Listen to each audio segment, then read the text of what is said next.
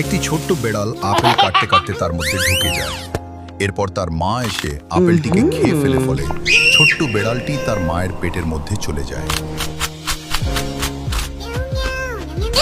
সেখানে ছোট্ট বেড়ালটি খুব দুষ্টু আর খেলতে থাকে।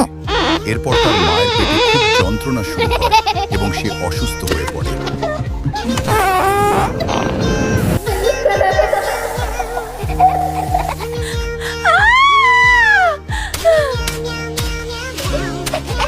ওষুধ খাওয়ার পর না ঠিক হলে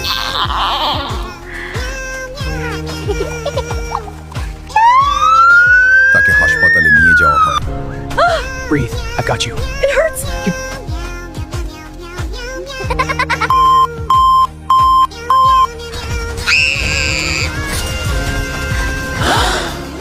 এবং ছোট বেড়ালটিকে বের করার পর তার মা আবার সুস্থ হয়ে পড়ে। This is life.